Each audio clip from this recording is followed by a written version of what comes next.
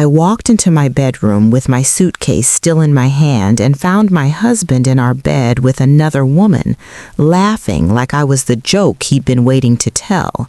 He didn't scramble, he didn't cover up, he didn't even pause. Instead, he leaned back against my pillows like he owned the moment, like this was his stage and I'd just wandered in too late to stop the show. "Well, damn," he said, eyes sliding over me slowly. "You back already?" The woman beside him laughed nervously, clutching the sheet to her chest. She was younger, polished, the kind of confident that comes from believing you're untouchable. He looked at her, then back at me. "See," he said, smirking, "this is what ambition looks like." The words should have cut me open. Instead, something inside me went quiet. I set my suitcase down carefully. My heart didn't race, my hands didn't shake. I didn't scream, I didn't cry. I just watched. That's when it happened. As my eyes adjusted, as the shock settled into clarity, I recognized her. Not from rumors, not from suspicion, from the company website. She was his newly appointed regional director, the woman whose signature decided promotions, bonuses, futures, the woman who sat above him in the chain of command, the woman HR sent out emails about with words like ethics and leadership stamped all over her smiling headshot. Her laughter faded the second she realized who I was. Her eyes moved from my face to the wedding photo on the nightstand, back to me. "Oh," she said softly. The room shifted. My husband didn't notice. He was too busy enjoying himself. "Relax," he told her. "She ain't gonna do nothing." He turned to me again. "Look at her," he said, gesturing openly, cruelly. "She gets it. She understands the game. You always took things too personally." Still, I stayed calm, because in that moment, something far more powerful than rage took over. Control. I smiled politely. "I just needed my laptop," I said evenly. "I'll be out of your way." Her face drained of color. "Wait," she whispered. You're his wife?" I met her eyes. "Yes," I said, "I am." I picked up my laptop, my passport, and my phone. No slammed doors, no tears, no begging. As I walked out, I heard her voice, sharp now, panicked. "You didn't tell me you were married?" He laughed again. "She's dramatic. Don't worry." But I already was. Not worried, focused, because while he thought silence meant weakness, I was already documenting the end of his world, and he had no idea what I'd just walked away with. I didn't go far. I sat in my car in the dark parking lot, hands resting calmly on the steering wheel, breathing slow like I'd been trained for moments exactly like this. My body hadn't caught up yet. My mind had already moved 3 steps ahead. Shock is loud when you let it be. Silence is louder when you use it. Inside the apartment, the lights were still on. I could see their shadows move across the bedroom window, his careless confidence, her restless pacing. I imagined the questions starting to tumble out of her now that I was gone, questions he would try to smooth over with charm and half-truths. I unlocked my phone. I didn't open social media. I didn't call a friend. I didn't text him a single word. I opened my notes app. Time, date, location. I wrote it all down while it was still clean in my memory. The work trip that ended early, the surprise flight, the key in the door, his exact words, her reaction, the way she'd gone pale when she realized who I was. Then I opened my email. There it was, months of proof I'd never bothered to question before. Late-night work messages, calendar invites marked private, deleted threads I'd recovered once, dismissed twice. Policy acknowledgments from his company, signed by him, warning explicitly against relationships with direct supervisors, regional directors included. I didn't need emotion. I needed alignment. I forwarded everything to a private folder. Screenshots, PDFs, metadata intact. I documented what I knew and, more importantly, what I could prove. Only then did my hands begin to shake. Not from fear, from clarity. Because I finally understood something I'd felt for a long time but never named. He didn't just cheat on me, he underestimated me. I started the car and drove, not back to the apartment, not to confront, not to beg for answers, but to a quiet hotel across town, somewhere neutral, somewhere clean. That night, I slept alone for the first time in years, and I slept deeply. The next morning, he called. I watched the phone ring. He called again, then texted, "Where are you? You really gonna act like this? We need to talk like adults." Adults. I smiled at the word, because adults understand consequences. I didn't respond. Instead, I made one phone call to the company's ethics hotline. Calm, professional, precise. I reported exactly what I'd witnessed, nothing exaggerated, nothing emotional, just facts supported by documentation. The woman on the line thanked me, said an investigation would begin immediately, said confidentiality would be respected. When I hung up, I felt something lift off my chest that I hadn't even realized I was carrying. I wasn't destroying his life. I was stepping out of the way while the truth did its job. And somewhere across town, he was still texting, completely unaware that the process he mocked in training videos had just been activated against him. And this time, there would be no charm strong enough to stop it. By the third day, the silence started to bother him. Not the quiet between us. I knew that part drove him crazy, but the kind of silence that comes from outside your control, the kind that doesn't respond to charm, excuses, or threats. He showed up at the hotel lobby just after breakfast. I saw him before he saw me, pacing near the front desk with his phone pressed to his ear, frustration written all over his face.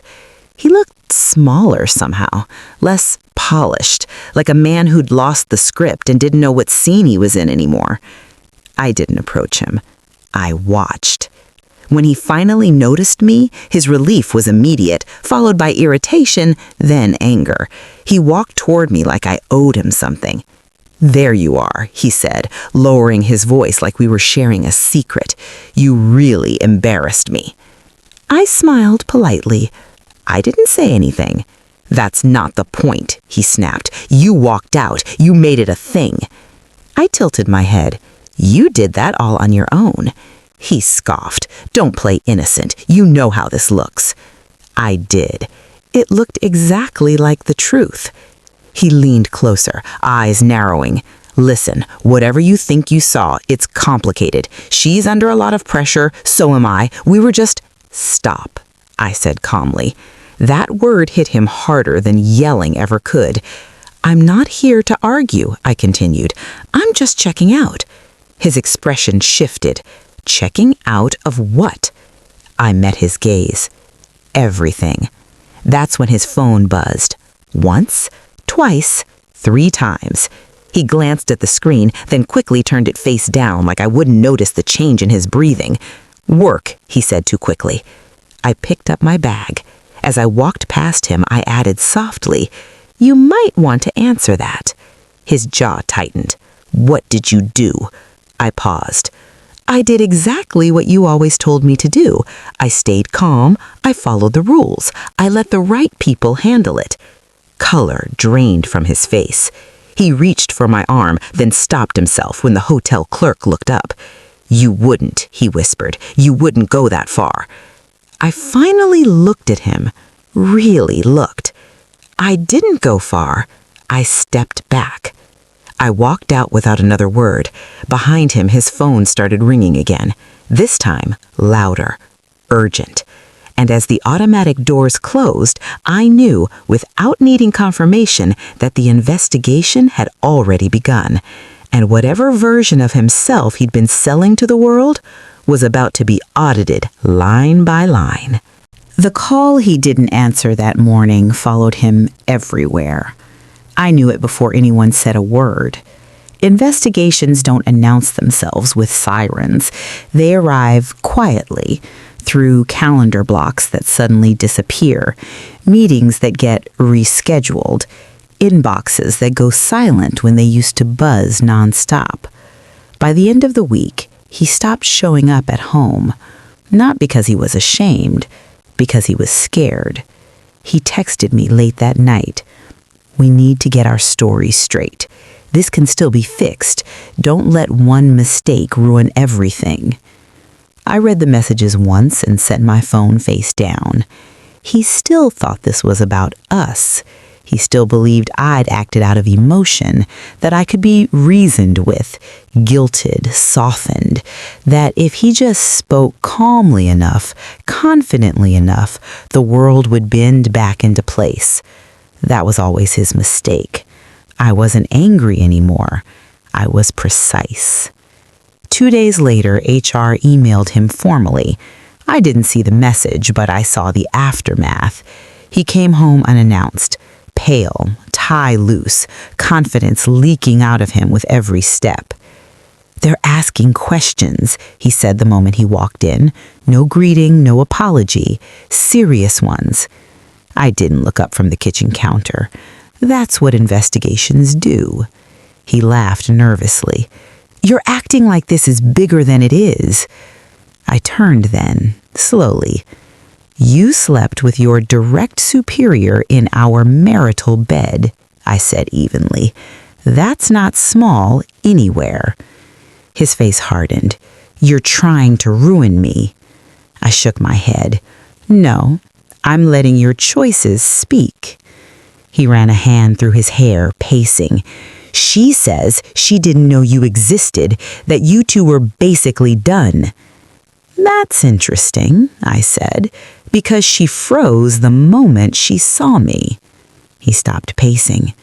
"What did she say to you?" he asked sharply. "Nothing," I replied. "She didn't have to."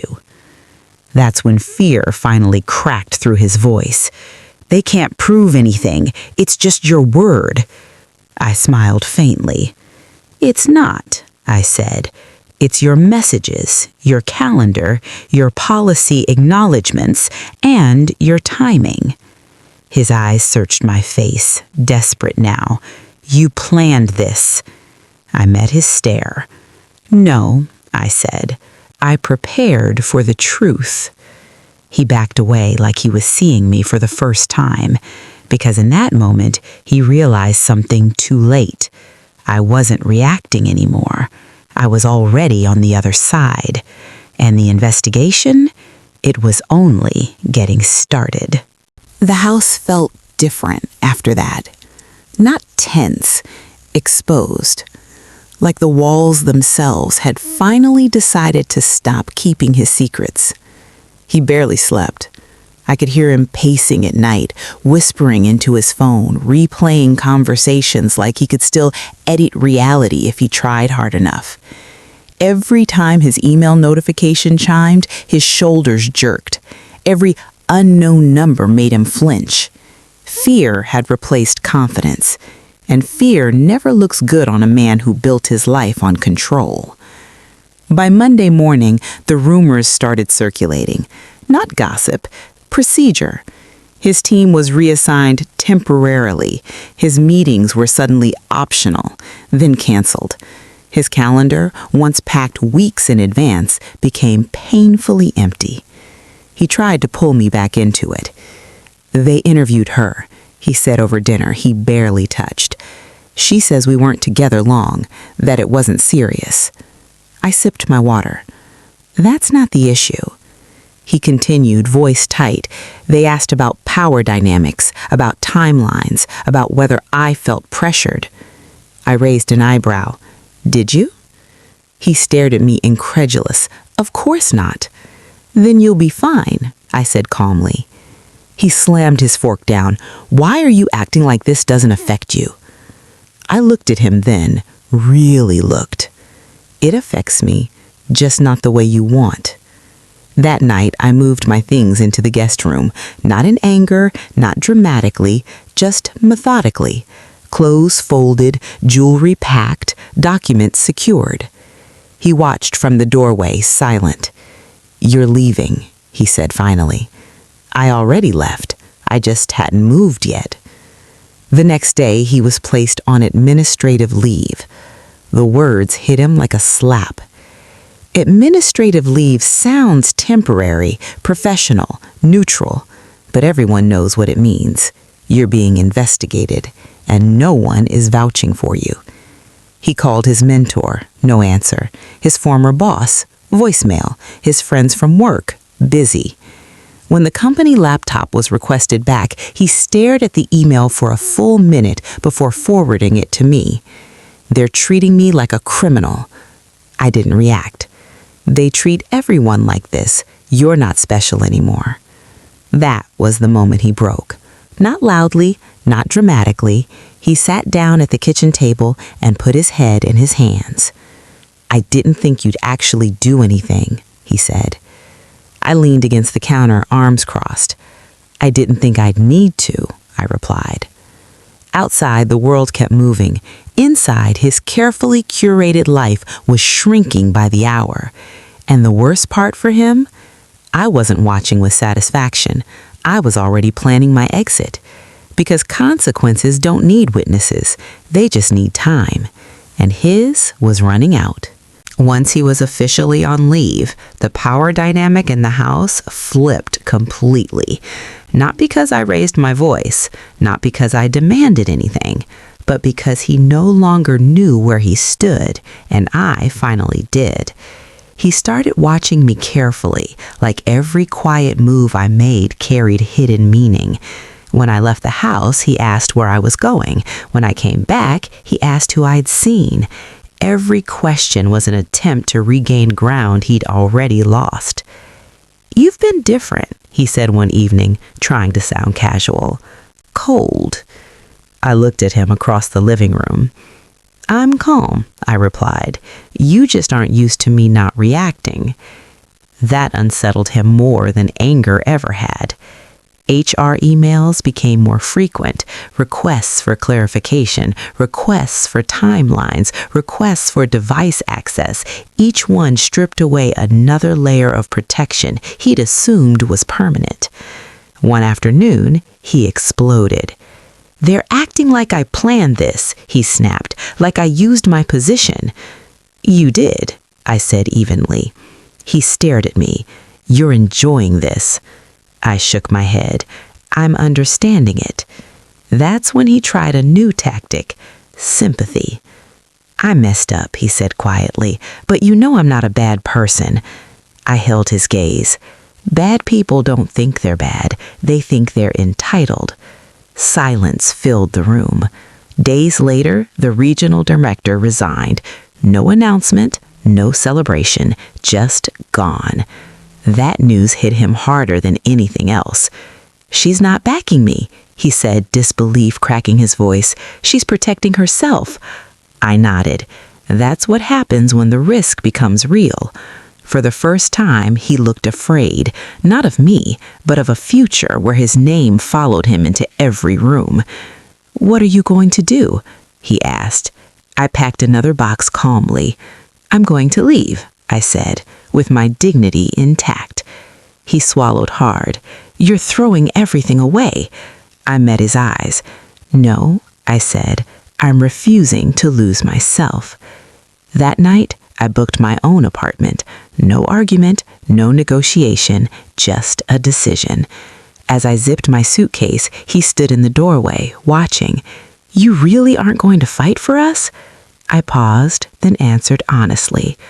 "I already did," I said. "You just weren't paying attention." And as I walked past him, I knew something he didn't yet understand. The investigation wasn't the end of his consequences. It was only the beginning. The day I moved out, I didn't look back. Not because it didn't hurt, but because I refused to give nostalgia the power to blur reality. I took only what was mine: clothes, personal documents, photos that still felt honest. I left behind everything that belonged to the version of me that thought loyalty could save a marriage built on disrespect. He stood in the doorway as I carried the last box to my car. "This isn't over," he said quietly. I paused, keys in hand. "You're right," I replied, "but it's not my chapter anymore." I drove away feeling lighter than I had in years. The apartment I rented was small, clean, and quiet. No echoes of lies, no tension hiding in the walls. That first night, I slept on a mattress on the floor and felt more at home than I had in that house. The investigation moved quickly after that. He was called in for formal interviews, multiple rounds, different departments, compliance, ethics, legal, each one peeling back layers he'd spent years carefully polishing. He called me once from an unknown number. "They asked if you knew," he said without greeting. "They asked when you found out." I kept my voice neutral. I answered truthfully. "You're killing me," he whispered. I closed my eyes for a moment. "No," I said, "I stopped protecting you." That was the difference. Weeks later, the company sent out a brief internal notice, neutral language, no names, just a reminder about conduct, reporting structures, and accountability. But everyone knew. Promotions were quietly pulled, projects reassigned. His name stopped coming up in rooms where it once carried weight. When people stopped calling him back, he finally understood something too late. Reputation isn't destroyed in one moment. It erodes when trust disappears. I focused on myself. New routines, new mornings, coffee on my own balcony, work that didn't feel like an escape anymore. I reconnected with parts of myself I'd muted to keep the peace. One evening, a mutual friend reached out. "I ran into him," she said carefully. "He seems lost." I wasn't surprised.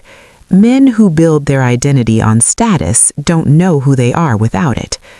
That night, I stood by my window watching the city lights blink on one by one. Somewhere across town, he was probably still trying to figure out how everything slipped so fast. What he still didn't know was that the final decision hadn't been made yet, and when it came, it would change everything he thought he could recover. The email arrived on a Thursday afternoon. No subject line drama, no warning, just a calendar invite titled Final Review Meeting.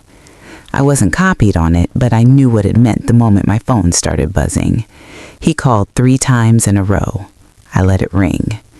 When I finally answered, his voice sounded different. Not angry, not defensive. Small. "They're deciding today," he said. "Everything." I leaned back in my chair, sunlight warming the quiet apartment I now called mine.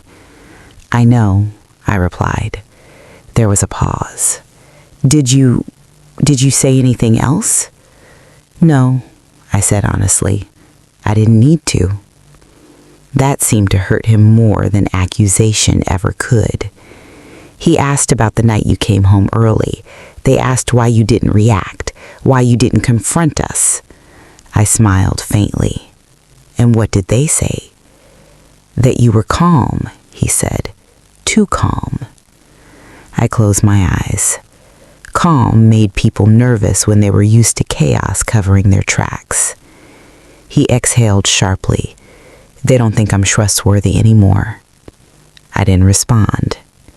"Do you know what that does to someone in my position?" he asked. "Yes," I said. "It ends it." The line went silent. Later that evening, the internal announcement went out. Still neutral, still professional, but the words were unmistakable. Termination of employment effective immediately.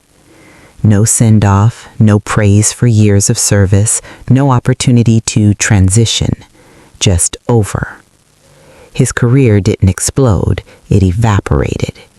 By the next morning, his company email was dead, his access revoked, his name quietly removed from project documents and future planning decks. People moved on faster than he expected. They always do. He showed up at my apartment unannounced that night. I didn't invite him in. "This didn't have to happen," he said, standing in the hallway, eyes red. "You could have talked to me. We could have handled this privately." I met his gaze. "Private is what protected you," I said. "Public systems protect everyone else." He shook his head. "You ruined my life." I took a slow breath. "No," I said. "You built it on choices that couldn't survive daylight." He opened his mouth to argue, then stopped, because for the first time there was nothing left to negotiate. As I closed the door, I felt something final settle into place. Not revenge, not satisfaction, release. But what I didn't know yet was that the consequences wouldn't stop at his job, because once a reputation breaks in one place, it fractures everywhere. Losing the job was only the first crack. I watched it unfold from a distance, the way you watch a storm move across the horizon after you've already reached shelter. Slowly at first, then all at once. Word traveled faster than he expected. Not the details, those stayed locked behind policy language and legal phrasing, but the outcome. Terminated. Immediate.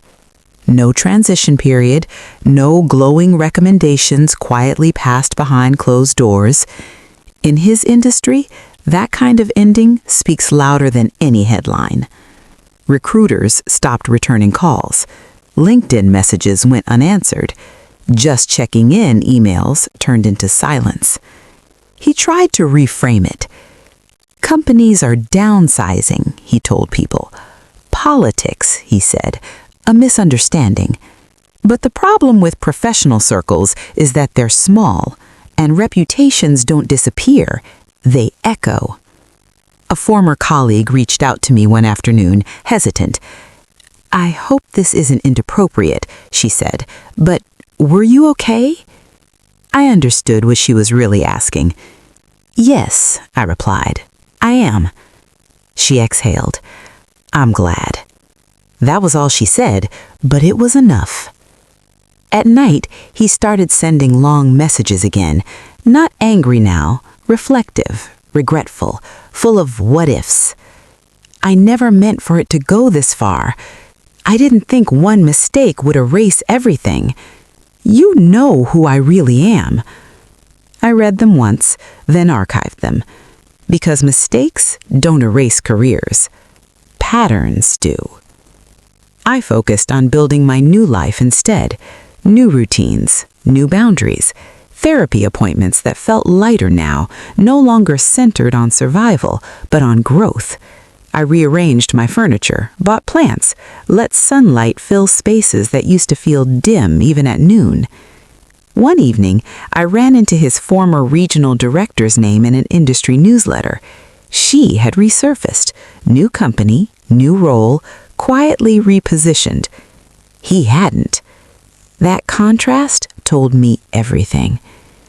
He left a voicemail late one night, voice cracking. "I don't know who I am without my work." I listened once, then deleted it, because that wasn't my responsibility anymore. I had learned the difference between compassion and self-sacrifice, between empathy and erasure. And as I stood by my window watching the city glow beneath me, I realized something that surprised even me. I wasn't waiting for the next consequence. I was already done. But consequences have a way of finishing their sentences.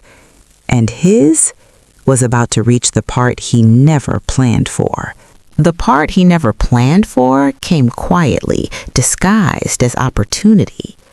3 weeks after his termination, he finally landed an interview.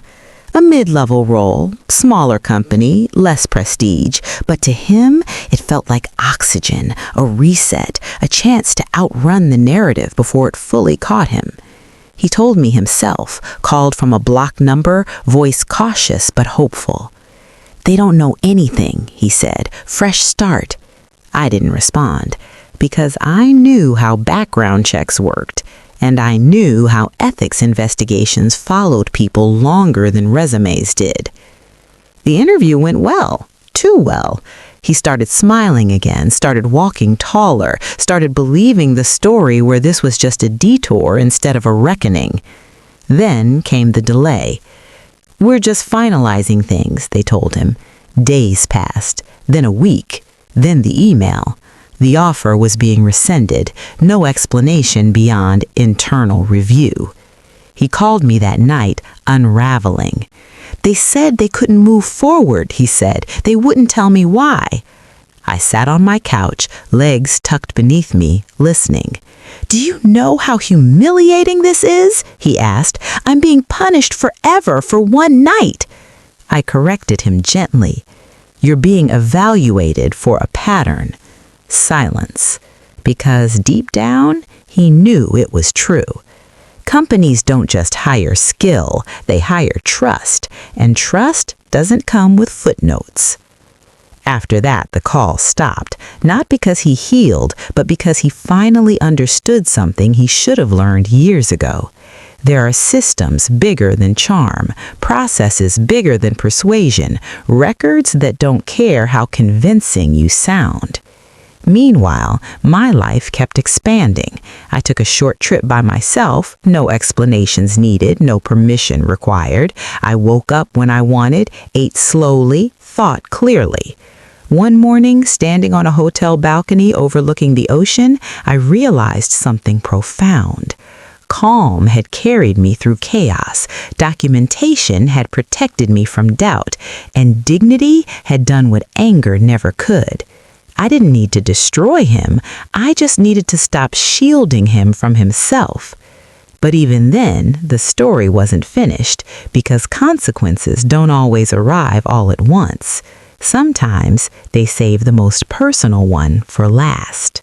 The most personal consequence didn't come from a company. It came from the people who had once admired him. I heard about it through someone else, the way news always finds you when you're no longer looking for it. A mutual friend mentioned it casually, almost apologetically, like she wasn't sure I'd want to know. "He's not getting invited anymore," she said. "Dinners, networking events, even casual things. People pulled back." I nodded, unsurprised. When trust breaks professionally, it fractures socially too. People start replaying old moments with new awareness, jokes that felt off, stories that didn't quite line up, the way he always talked around accountability instead of through it.